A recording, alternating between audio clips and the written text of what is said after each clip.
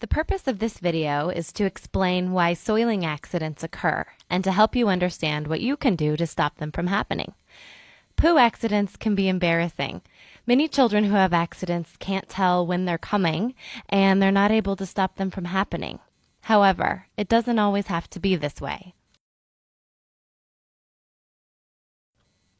When we eat food, it travels from the mouth, down the throat, and into the stomach. In the stomach, the body begins to break down the food.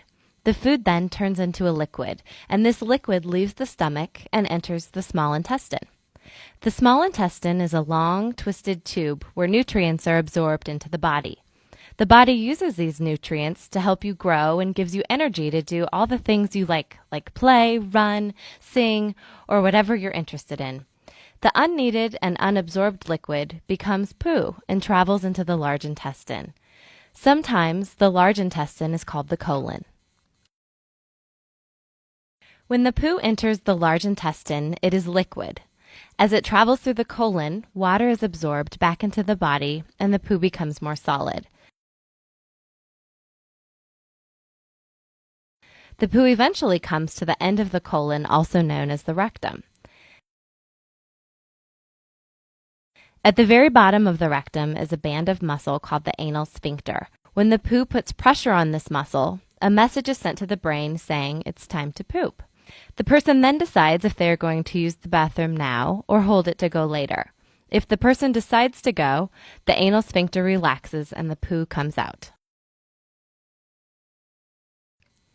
Problems occur when the person decides to hold it and not go to the bathroom. As the poo sits in the rectum, water continues to be absorbed by the colon and the stools become harder and harder.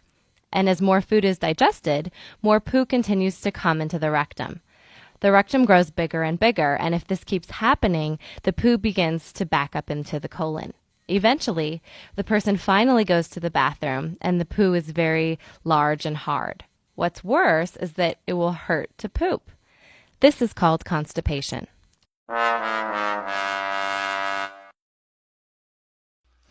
The rectum is like a balloon.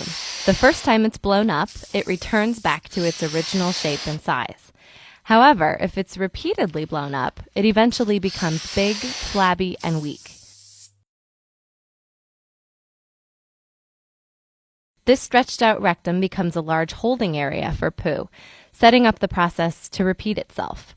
And with an overstretched rectum, some children lose the urge to poop.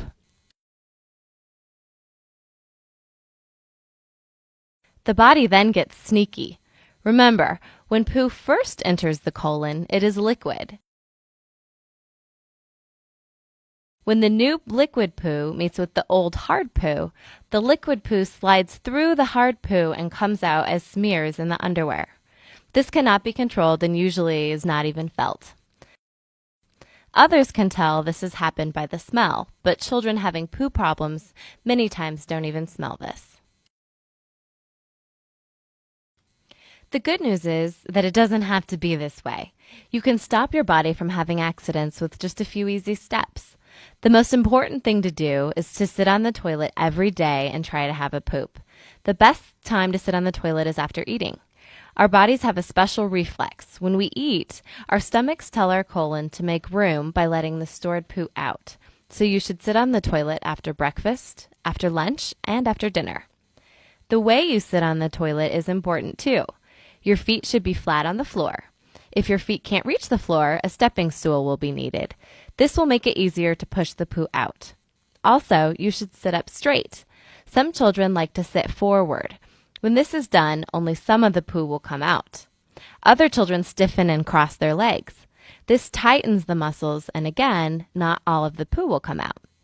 By sitting up straight and relaxing, this will ensure that all the poo comes out each time you go. By following these steps every day, a big and flabby rectum will return back to normal, but it can take up to a year for the rectum to regain its original size and tone. Your parents might be asked to give you medicines to help keep your poo soft and help your body push it out. A medicine called polyethylene glycol, sometimes also known as Miralax, draws water back into the colon, and this helps keep the poo soft. And when the poo is soft, it won't hurt to go to the bathroom. Sometimes another medicine called senna will also be added to your body to help push out all of the poo. So by sitting on the toilet every day and having a poo, you will prevent the backup of poo into your colon. Your stools will stay soft and will be easy to pass. And best of all, there will be no accidents.